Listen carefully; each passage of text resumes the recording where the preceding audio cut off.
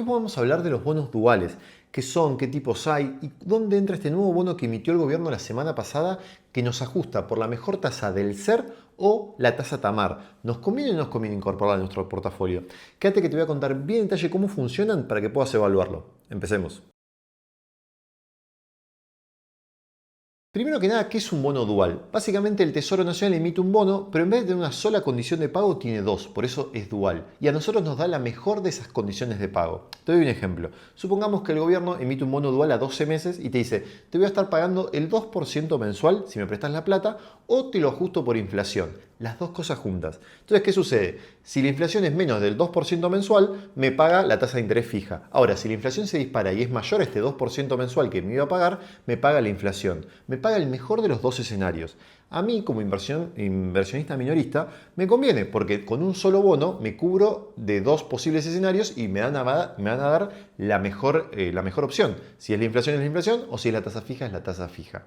Básicamente esto sería en un mundo ideal. Obviamente ahora vamos a hablar, el mercado esto lo penaliza. No lo penaliza, sino que cuanto más seguro es un instrumento, quizá más gente se vuelca a ese instrumento y por ende paga menos tasa de interés que si yo me voy a un instrumento que paga solamente o la inflación o una tasa fija.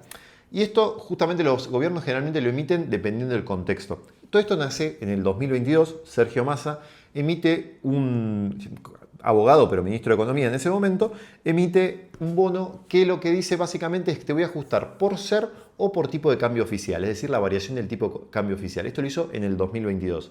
En ese momento, justamente, mucha incertidumbre, el gobierno se quería asegurar que le presten plata, básicamente, y entonces le dio una cobertura extra, porque lo que hace el gobierno cuando hace esto es dar una cobertura extra al inversionista. En este caso, generalmente la mayor parte de estos inversionistas no son inversionistas minoritarios, sino que son institucionales o privados.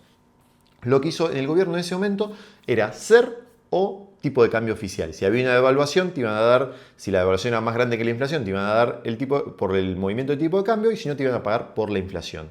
En ese momento se hizo de esa forma en el 2022. Luego no se emitieron más bonos duales hasta el 2025, hasta el año pasado, que el gobierno actual lo que hizo fue justamente emitir una nueva tanda de bonos duales, 3 bonos duales, que lo que hacen es pagarte o una tasa fija, que en ese momento era del 2,2%, o la tasa TAMAR. La tasa TAMAR es el promedio de la tasa de interés mayorista en Argentina, de los plazos fijos mayoristas. Entonces lo que decía el gobierno en ese momento, a principios del 2025, que lo emitieron con tres vencimientos diferentes, todos en el 2026, que lo que decían era, bueno, te voy a estar pagando o una tasa fija del 2,2% mensual o te voy a estar pagando la tasa TAMAR, lo que sea más alto.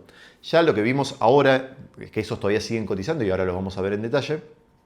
Lo que tenés que tener en cuenta que básicamente ese 2,2 terminó muy atrás de todo lo que terminó siendo la TAMAR, porque vivimos un momento de altas tasas de interés todo el último semestre del año pasado. Por ende, esos bonos ya están ajustando básicamente por TAMAR. Estos bonos son el TTJ26 que vence en junio, el TTS26 que vence en septiembre y el TTD26 que vence en diciembre. Todos estos bonos ya están cotizando desde el año pasado y vos los podés comprar sin ningún problema. Y hasta ese momento, desde principios del 2025 hasta la semana pasada, el gobierno emitió el TXMJ9. Básicamente este bono dual también lo que hace es pagarnos la mejor tasa entre el SER y la tasa TAMAR. Nuevamente volvemos a algo parecido al primer bono que vimos, no por la situación, sino más bien porque no se conoce no es una tasa fija, las dos tasas son variables básicamente. No porque estas tasas puedan, sea de renta variable, sigue siendo renta fija en pesos, pero porque no conocemos cuánto puede llegar a ser esto. Uno es justamente el coeficiente de estabilización de referencia, no sabemos cuánto va a ser la inflación en el futuro, por ende no sabemos cuánto va a ser este número, y tampoco sabemos cuánto va a ser la tasa TAMAR, cuánto va a ser la tasa mayorista, por ende tampoco vamos a saber cuánto es esta tasa en el futuro. Lo que nosotros como inversionistas cuando nos metemos en este bono, que dicho sea de paso vence en el 2029, estamos hablando de un bono a más de 3 años, lo que nos aseguramos que nos va a pagar o la inflación o la tasa de mayorista. Hay que tener en cuenta algo con Argentina. Más allá de que el año pasado vimos el segundo semestre que las tasas estaban muy altas, las tasas reales estaban muy altas, en general, descontando ciertos periodos históricos como puede ser el año pasado, como puede ser en el 2020, 2021, creo que sucedió también en un momento, y quizá algún momento en el gobierno de Macri, después generalmente siempre la tasa real es negativa. ¿Qué quiere decir esto? Que es un momento como el que estamos viendo ahora. Nosotros vemos que la inflación es 3%, 3,4% fue el mes pasado, y si nosotros queríamos ir a renta fija desde un plazo fijo hasta una LECAP, todo estaba por lo menos un punto y pico abajo de lo que fue la inflación. Es decir, no hay tasa real positiva en pesos. Es algo que hablé muchísimo en el canal. Generalmente, a veces hay momentos donde está muy lejos esa tasa real negativa y hay momentos donde está muy cerca. Históricamente siempre es negativa esta tasa. Por ende, si yo miro algo que va a dar TAMAR o SER, muy probablemente termine dando más cerca del SER que del TAMAR y más en un periodo de 3 años. Pero bueno, eso es futurología, nadie lo sabe. Nosotros como inversionistas sabemos que si compramos este bono, vamos a estar cubiertos ante el mejor de los dos escenarios. Ahora esto tiene una contracara, cuanto más cobertura tengo menos riesgo. Y si tengo menos riesgo, tengo menos rendimiento porque justamente tengo una cobertura más grande. Y en el mercado pasa lo mismo, y lo mismo pasa con el TXMJ9, que es el nuevo bono que emitió el gobierno, como pasa generalmente con los duales, descontando nuevamente algunas ciertas excepciones. ¿Por qué? Porque si hay tanta cobertura, más gente va a ir ahí, por ende va a estar siempre pagando un poco menos.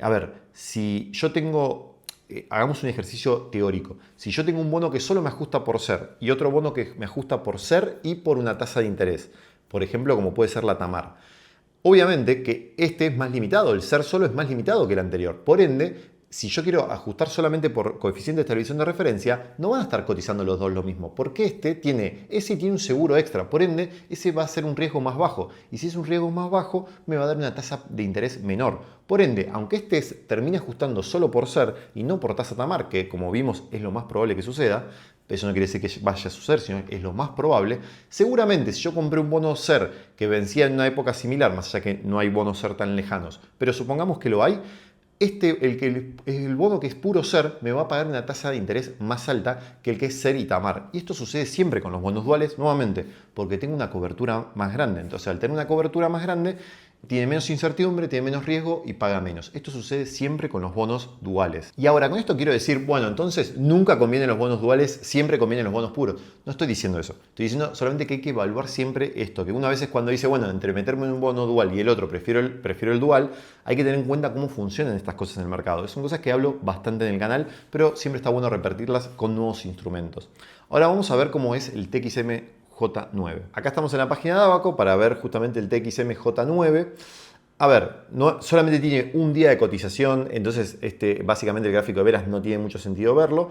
Una aclaración, es SER o TAMAR más 3%. Es una aclaración importante, porque al principio del video te estoy diciendo que ajusta por SER o TAMAR. Es SER o TAMAR más 3%. Eso le da un extra a la tasa TAMAR, justamente para intentar compensar esto de las tasas reales negativas. Pero bueno, 3% igualmente queda abajo. En promedio, generalmente, la tasa real negativa termina siendo en Argentina del menos 4,5%, más o menos aproximadamente, si mal no recuerdo. Bueno, actualmente nos está dando una tasa interna de retorno del 27,48%. Nuevamente, esto hay que evaluar que faltan primero 3 años para el vencimiento y que está ajustando por SER y TAMAR. Tiene una duración de 2 años y medio. Y la última cotización fue de 84,50 y tiene una paridad de 84. Esta paridad de 84 es básicamente por cómo fue emitido en su momento, ¿no? No quiere decir que ya haya bajado, que no salió emitido a la par, sale emitido bajo la par esta clase de bonos. Y como podemos ver acá abajo, el TXMJ9 paga todo el vencimiento, es bullet, ¿sí? Paga tanto amortización de capital como los cupones, paga todo básicamente al vencimiento. El 29 de junio del 2029. Ahora, entonces, ¿para qué se emitió esta clase de bonos? Básicamente, no está emitido al inversor minorista como vos, que quizás estás buscando justamente ver cómo poder cubrirte entre la inflación y una tasa de interés o una devaluación y no sabes bien cómo poder proceder ante eso. Básicamente, primero por el plazo, que es al 2029 y fue emitido la semana pasada en pesos, lo que está buscando justamente el gobierno es darle cobertura a ciertas instituciones o bancos para que agarren deuda que venza en 3 años a una tasa de interés que, bueno, será la de 3 años, dependiendo si es por SER o por TAMAR, pero básicamente estirar los vencimientos en el tiempo. Y la realidad es que vos como inversor minorista dudo que estés buscando ubicar tus pesos de acá al 2029. Entonces, ante justamente ese panorama, no es que digo no es tan tentador para el inversor minorista, pero debe ser para casos muy puntuales. Si ¿Estás buscando estar cubierto ante la inflación en un periodo corto de tiempo? Primero, bueno, hablé bastante en el último video que publiqué el jueves pasado, que te dejo acá arriba, que básicamente vemos las inversiones mensuales de cómo vienen rindiendo a lo largo del año y qué opciones hay para lo que es 2026 y demás. Pero generalmente, y por lo que me consultan a mí en particular, es ¿qué hacer con los pesos en un periodo corto o a lo sumo mediano plazo en pesos? ¿Qué mediano plazo en pesos? Yo le digo 12 meses y menos de 12 meses le digo corto plazo en pesos. Pero bueno, depende. La realidad es que a veces 30 días es corto plazo y ya 6 meses en pesos parece ser futurología. Entonces hay que evaluar qué poder hacer en cada escenario. A lo mismo que te dije en ese video, que igualmente te recomiendo que lo veas porque los analizo más en detalle. Para lo que es corto, si vos tenés para el mediano plazo en realidad pesos, es decir, para por lo menos después de diciembre de este año, te aconsejaría que busques más información sobre los bonos SER que vencen a partir del 2027. Ya no tanto los que vencen en el 2026 por cómo está hecha la compresión de curvas, porque todavía hay mucha incertidumbre con respecto a la inflación.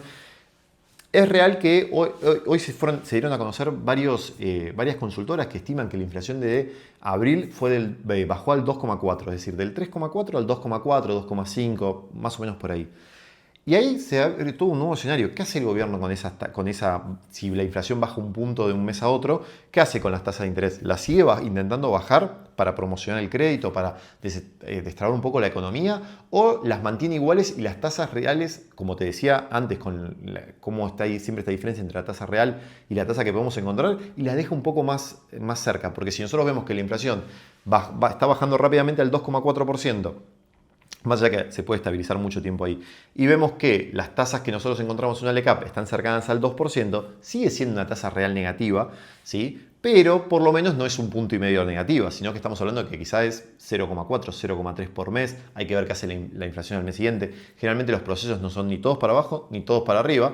Bueno, aunque venimos de un proceso de 11 meses para arriba, pero básicamente hay que ver qué hace con la tasa de interés. Y ahí se abre un nuevo escenario con el gobierno. Si el gobierno ahí vuelve a comprimir las tasas de interés, nuevamente los bonos SER van a subir, las tasas de interés de las billeteras virtuales, de los plazos fijos, de todo eso van a seguir bajando.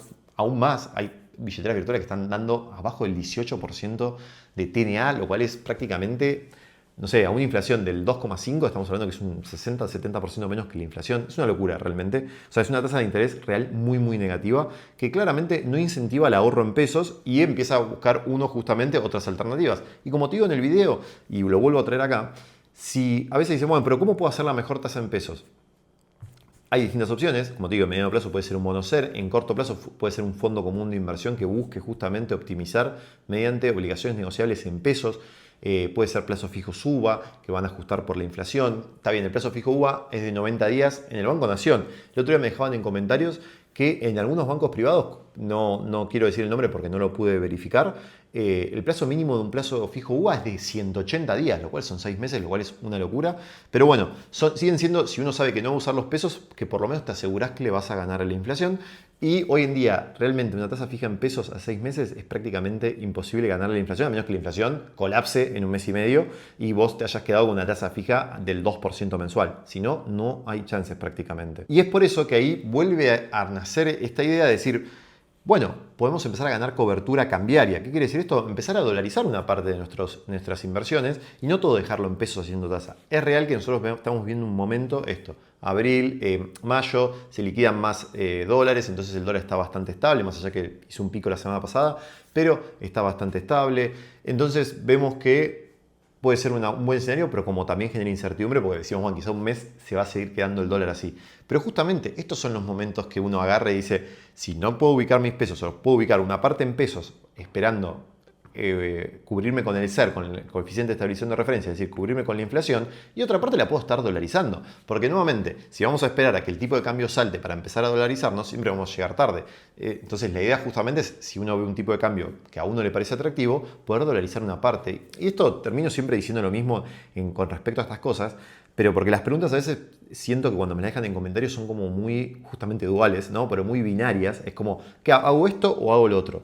¿Por qué tenés que elegir entre una de las dos? Podés tranquilamente hacer las dos. Si cualquier bono se puede comprar desde un valor nominal, que básicamente es casi un peso, o a lo sumo podrán ser 1.500 pesos, pero dependiendo del tipo de bono, pero lo que voy es que vos podés hacer varias inversiones diferentes con los pesos que uno tiene libre. Puedo cubrir con mediano plazo con SER, puede cubrir con una LCAP al corto plazo y otra parte la puedes poner en un plazo fijo y otra parte la puedes dolarizar y puedes estar cubierto ante cualquier escenario.